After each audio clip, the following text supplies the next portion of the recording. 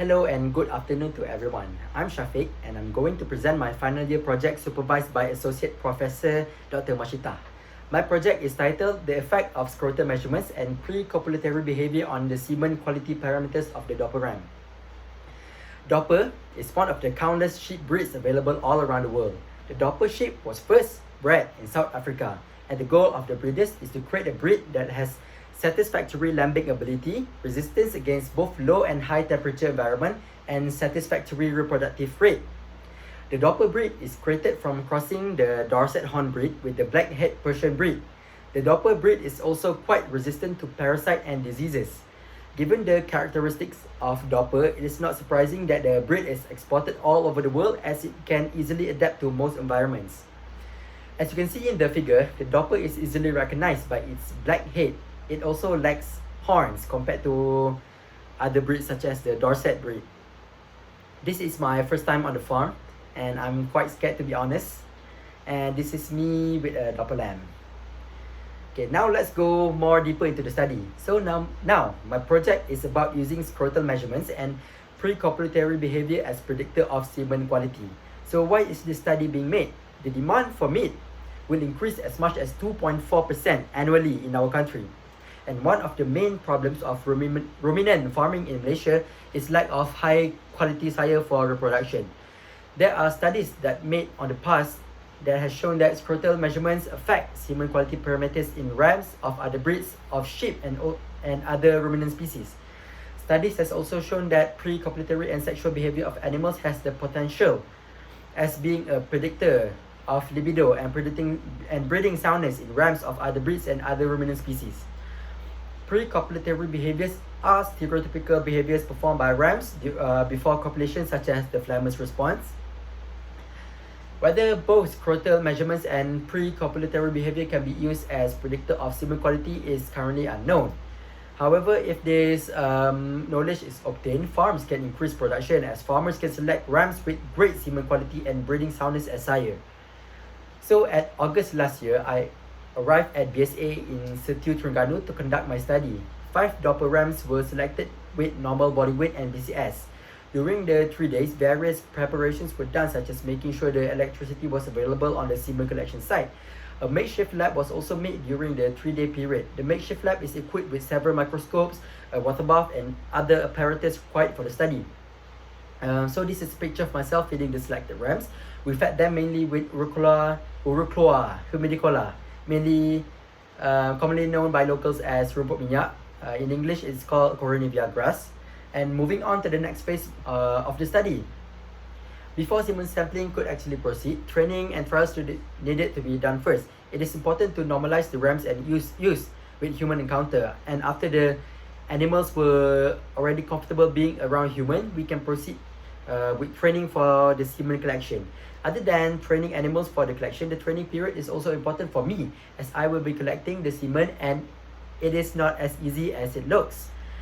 During this period, data for scrotal measurements and characteristics were taken once on 26th of September, which is 1 day before semen sampling starts.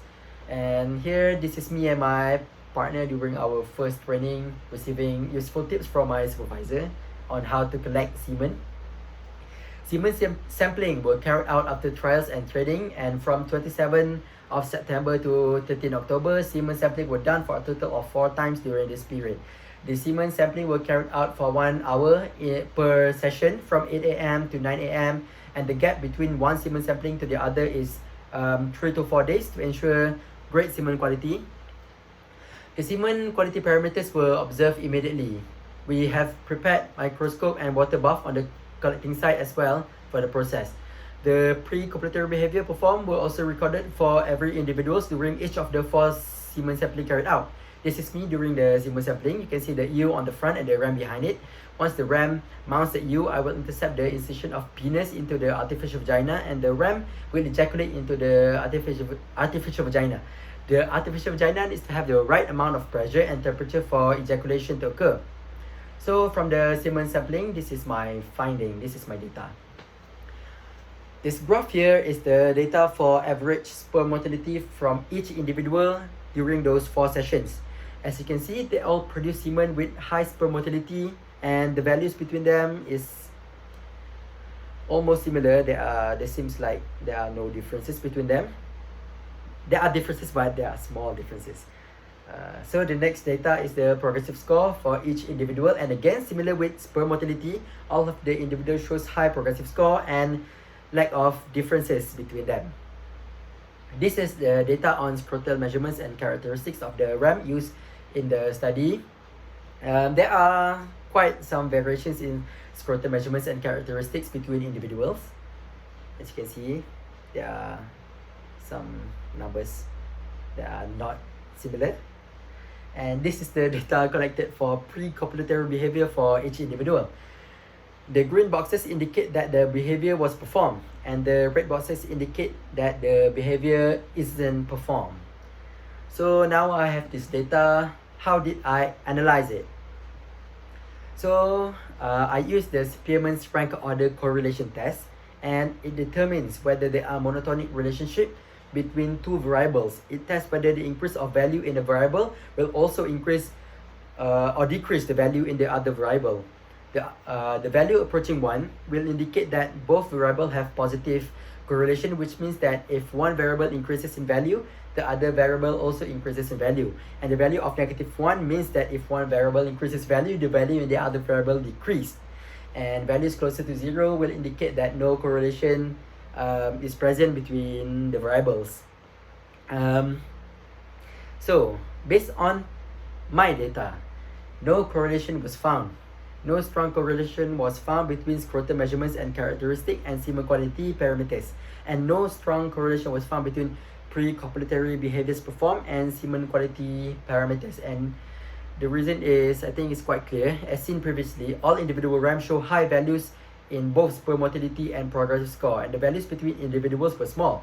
Hence, the values of scrotal measurements or pre-copulatory behavior performed will not be correlated to the semen quality parameters, because all of the values were high in all individuals, and hence the finding from the study is inconclusive.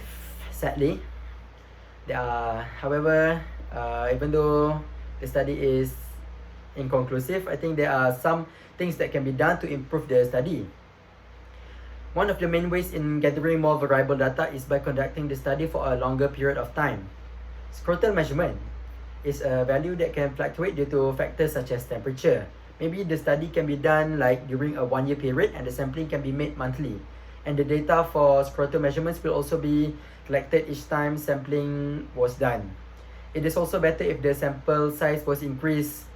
Maybe from this study we use 5, maybe you can increase to like 10 or 15.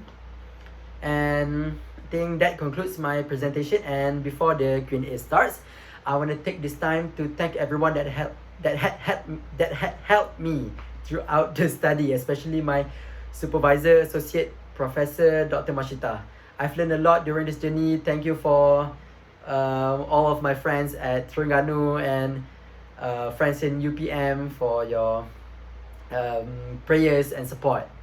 Thank you all for lending your ears.